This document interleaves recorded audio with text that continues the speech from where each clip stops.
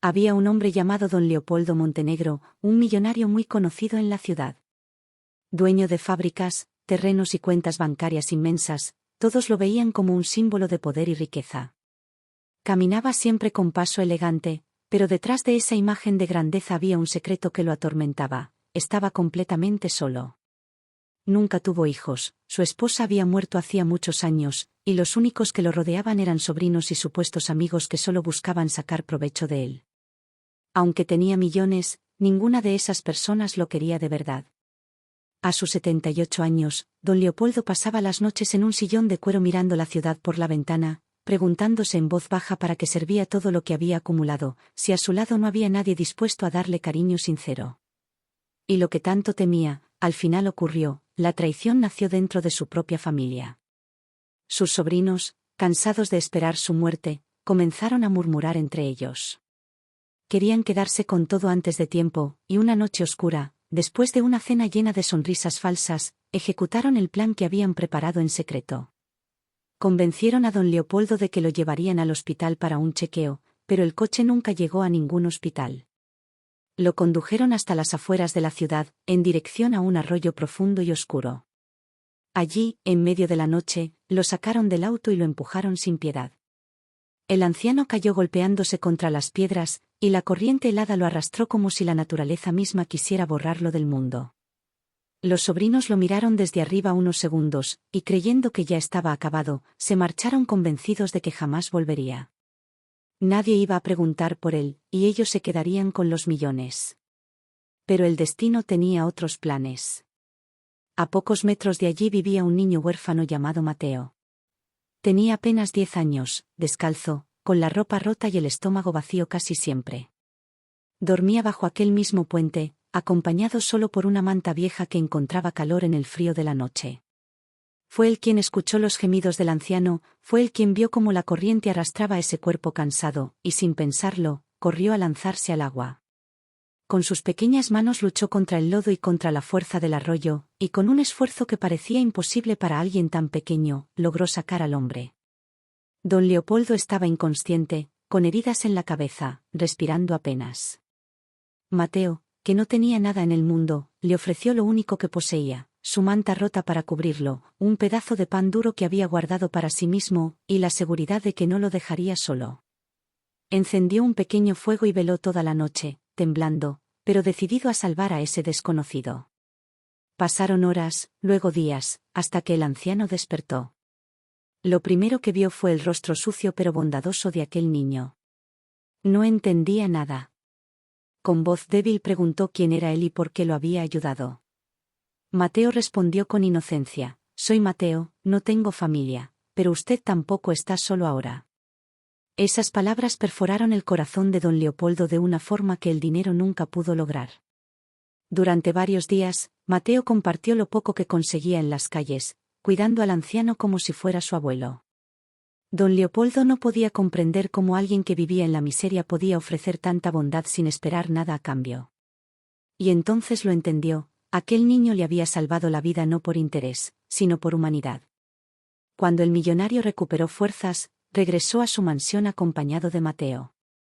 Nadie lo reconocía, su ropa estaba rota, su rostro cubierto de barba, parecía un mendigo más. Los sobrinos lo recibieron con sorpresa y miedo, incapaces de disimular que no esperaban verlo vivo. Intentaron sonreír y actuar como si nada, pero don Leopoldo ya lo sabía todo. Con voz firme les dijo que había descubierto quién merecía realmente su fortuna. Y esa misma semana cambió su testamento, dejando absolutamente todo a aquel niño pobre que lo había recogido del arroyo. El día que don Leopoldo murió, la ciudad entera se sorprendió con la noticia: el viejo millonario había dejado su herencia no a sus familiares, sino a un niño de la calle. Los sobrinos quedaron en la ruina, cargando para siempre con la vergüenza de haber intentado asesinarlo. Y Mateo, aquel pequeño huérfano que un día compartió su manta rota con un desconocido, se convirtió en heredero de millones. Lo más asombroso fue que, a pesar de su nueva vida, Mateo nunca cambió. Usó la fortuna para dar alimento y refugio a otros niños que sufrían lo mismo que él. Abrió hogares, construyó comedores y ayudó a los olvidados. nunca se olvidó de aquella noche fría en que arriesgó su vida para sacar a un anciano del arroyo, y nunca dejó de repetir que la verdadera riqueza no está en el dinero, sino en la bondad de un corazón capaz de dar sin esperar nada a cambio. Con la muerte de don Leopoldo, la noticia recorrió toda la ciudad como un incendio imposible de apagar. Todos hablaban del mismo tema, el niño de la calle que ahora es millonario. Los periódicos mostraban su rostro, algunos lo describían como un héroe, otros como un afortunado que había caído del cielo. Pero Mateo, con apenas 10 años, no entendía del todo lo que significaba esa herencia. Para él, la riqueza era tener un plato de comida caliente y una cama donde dormir, cosas que nunca había tenido. Ahora la mansión de don Leopoldo estaba bajo su nombre, y decenas de empleados lo miraban con respeto, aunque muchos en secreto lo veían con desdén. Los sobrinos del anciano no aceptaron la derrota. Aunque habían sido despojados legalmente de todo, no estaban dispuestos a permitir que un niño, un huérfano recogido de las calles, se quedara con lo que ellos consideraban suyo.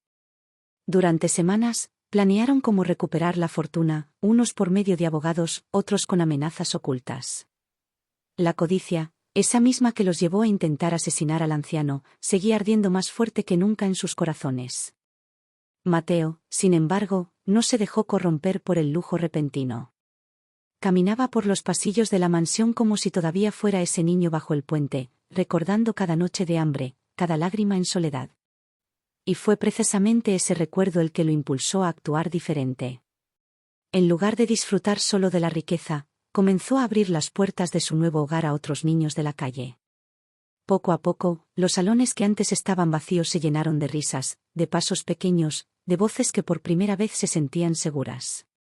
La mansión de don Leopoldo, antes fría y silenciosa, se convirtió en un refugio lleno de vida. Pero esa nobleza atrajo tanto admiración como envidia. Los sobrinos, al ver lo que ocurría, difundieron rumores. Decían que Mateo era manipulado por extraños, que estaba malgastando la fortuna, que no tenía la capacidad de dirigir los negocios de don Leopoldo. Intentaban convencer a la gente de que debían arrebatarle lo que poseía.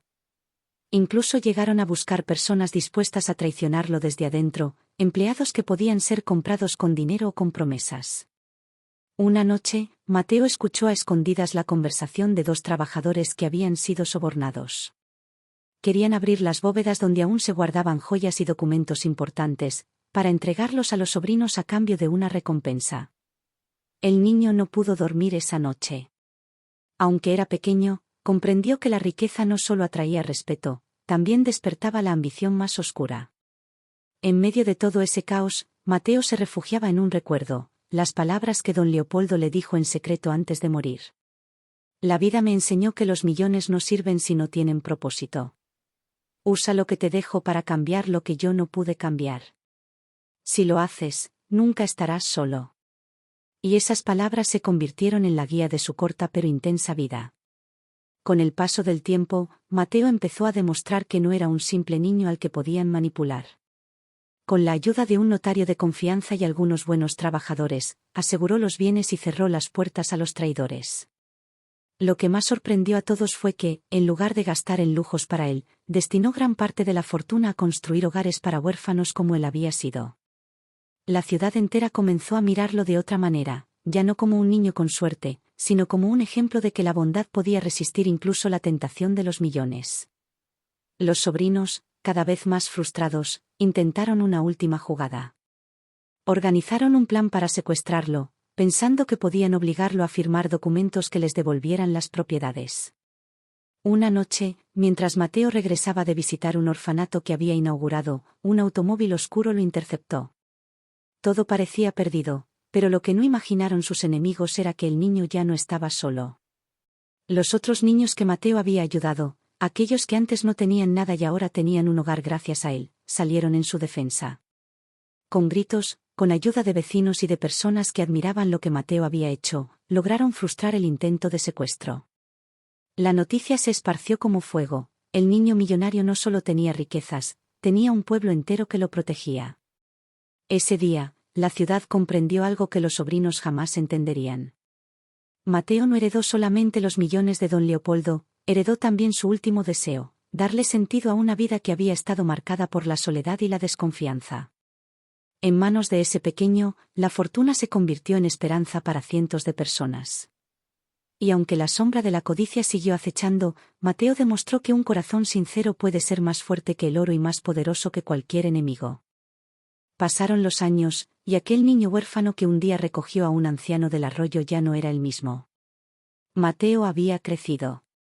Ahora era un joven de mirada firme y corazón noble, reconocido en toda la ciudad como el heredero que convirtió millones en esperanza.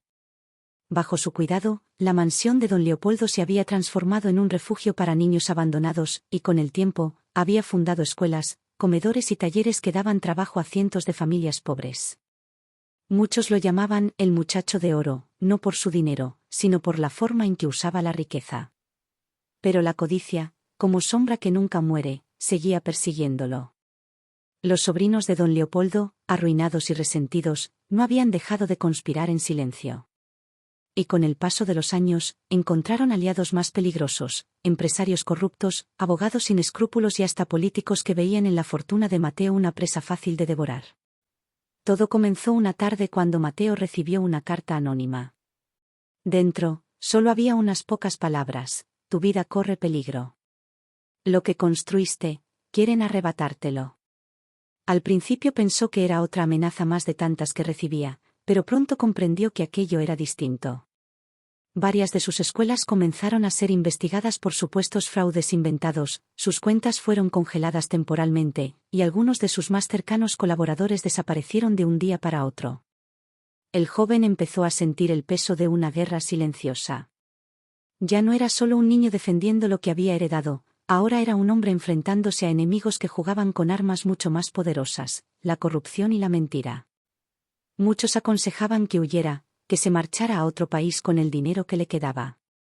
Pero Mateo recordaba siempre las últimas palabras de don Leopoldo: si usas lo que te dejo para cambiar lo que yo no pude cambiar, nunca estarás solo. Y esas palabras se convirtieron en su escudo. Una noche, mientras caminaba por uno de los hogares que había construido, un grupo de hombres encapuchados lo interceptó. No buscaban robarlo, buscaban intimidarlo. Lo golpearon, lo arrastraron y le advirtieron que si no entregaba parte de sus bienes y propiedades, lo perdería todo. Lo dejaron herido, tirado en la misma clase de arroyo donde años atrás él había salvado a don Leopoldo. El destino, una vez más, parecía querer recordarle de dónde venía. Mateo, sangrando y con el cuerpo adolorido, miró al cielo y juró que no se rendiría. Porque entendía que si él caía, no solo perdería su fortuna, también miles de niños volverían a la calle, miles de familias regresarían al hambre. No podía fallarles. Con valentía, comenzó a moverse de otra manera. Reunió a la gente que había ayudado durante todos esos años: antiguos huérfanos, madres solteras, vecinos pobres, trabajadores humildes. Les contó lo que estaba pasando y les pidió algo más valioso que el dinero: apoyo. Y lo que ocurrió fue sorprendente. Cientos de personas salieron a defender lo que Mateo había construido. No lo hicieron por interés, lo hicieron porque sabían que gracias a él habían tenido una segunda oportunidad. Mientras tanto, los sobrinos desesperados dieron un último golpe: intentaron presentar documentos falsos para demostrar que el testamento de don Leopoldo era inválido. Querían declarar que todo lo que poseía Mateo debía volver a sus verdaderos herederos. El juicio se convirtió en un espectáculo público. La ciudad entera hablaba de ello. Los ricos esperaban ver a Mateo derrotado, pero los pobres se reunían afuera del tribunal para apoyarlo con pancartas y gritos de aliento. Frente a los jueces, los abogados de los sobrinos presentaron pruebas, testigos comprados, papeles manipulados. Todo parecía estar en su contra. Pero lo que no sabían era que don Leopoldo, antes de morir, había dejado un documento secreto en manos de un notario que jamás fue sobornado. Aquel papel revelaba no solo la validez del testamento, sino también la verdad sobre cómo los sobrinos lo habían intentado asesinar aquella noche en el arroyo. El tribunal quedó en silencio cuando se leyeron esas palabras. Las caras de los sobrinos se llenaron de terror. En cuestión de minutos, pasaron de acusadores a acusados. El pueblo estalló en gritos de victoria, y Mateo, aunque aún herido, levantó la cabeza con dignidad. Ese día no solo ganó la batalla legal, ganó también la certeza de que no estaba solo. comprendió que lo más poderoso que había construido no eran las casas, ni los comedores, ni las cuentas millonarias. Lo más grande que había levantado era una red de corazones agradecidos, personas que lo protegerían siempre porque sabían que él había hecho por ellos lo que nadie más se atrevió a hacer. Y así, la historia de aquel niño que recogió a un anciano del arroyo dio un nuevo giro. Ahora no era solo el heredero de una fortuna, era también un líder amado por un pueblo que lo veía como símbolo de esperanza. Pero mientras todos celebraban, Mateo sabía que la batalla aún no había terminado. Porque donde hay riqueza, siempre habrá sombras que intenten robarla. Y en su interior, sentía que la prueba más difícil de su vida todavía estaba por llegar. Los años habían pasado desde aquel día en que Mateo, todavía un niño, rescató al anciano don Leopoldo del Arroyo. Ahora era un joven fuerte, decidido y admirado en toda la ciudad. Su fortuna no solo le había dado poder, sino que le había permitido construir escuelas, hogares y comedores para cientos de personas que antes no tenían nada.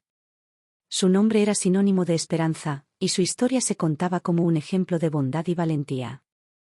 Pero la paz, como siempre, es frágil cuando hay quienes viven para la codicia. Aunque había vencido a los sobrinos de don Leopoldo y a varios enemigos menores, un nuevo peligro acechaba. Una organización oscura, formada por personas que se enriquecían con corrupción, tráfico de influencias y fraudes, puso sus ojos en Mateo. Ellos no querían solo dinero, querían destruirlo, desacreditarlo y tomar el control de todo lo que había construido. Todo comenzó con un ataque silencioso. Primero fueron rumores en los periódicos, luego acusaciones falsas de fraude, sabotajes en los hogares y escuelas, y finalmente amenazas directas. Mateo, por primera vez en su vida, sintió miedo. No por sí mismo, sino por los niños que habían llegado a confiar en él, por las familias que ahora dependían de su protección. Una noche, mientras revisaba los informes de seguridad en la mansión, recibió un mensaje inquietante, un vídeo donde se veía a un grupo de encapuchados dentro de uno de los hogares que había levantado. Las imágenes eran claras: destrucción, violencia, y la advertencia de que si no entregaba la fortuna, nadie estaría a salvo. Mateo respiró hondo. Recordó el arroyo donde salvó a don Leopoldo y comprendió que el miedo no podía gobernarlo. Decidió enfrentar a sus enemigos, pero no solo con dinero o abogados. Esta vez, necesitaba estrategia, valentía y la unidad de todas las personas que alguna vez habían sido ayudadas por él. En las semanas siguientes, organizó un plan maestro. Contactó a los antiguos huérfanos que ahora eran jóvenes, trabajadores y aliados fieles, y les enseñó cómo proteger los hogares, cómo manejar situaciones de peligro y cómo enfrentar a los atacantes sin violencia directa, usando inteligencia, comunicación y coordinación. La ciudad comenzó a notar movimientos extraños, luces encendidas en lugares que deberían estar vacíos, patrullas silenciosas y un grupo de jóvenes vigilando cada rincón. Mateo estaba preparando la defensa de su legado. La confrontación final llegó una noche lluviosa. La organización oscura decidió atacar de frente, entrando en la mansión principal con armas, intentando intimidar y apoderarse de los bienes. Pero no contaban con la preparación de Mateo y su equipo. Cada entrada estaba vigilada, cada calle bloqueada estratégicamente. La lluvia se mezclaba con la tensión mientras los intrusos avanzaban, confiados en que su poder superaría al de un joven heredero. Entonces, Mateo apareció. No solo frente a ellos, sino frente a toda la ciudad. Usando cámaras, redes sociales y transmisiones en vivo, mostró a los ciudadanos lo que estaba ocurriendo. Cada hogar protegido, cada niño seguro, cada persona ayudando a otros. La ciudad respondió. Vecinos, familias, jóvenes y adultos se unieron, cerrando calles, bloqueando caminos y gritando consignas de apoyo.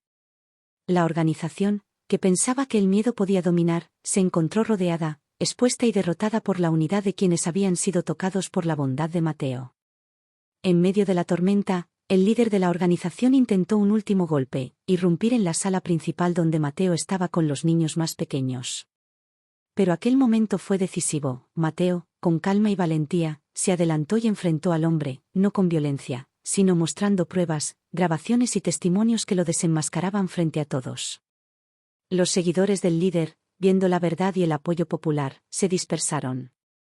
La organización oscura fue desmantelada por completo.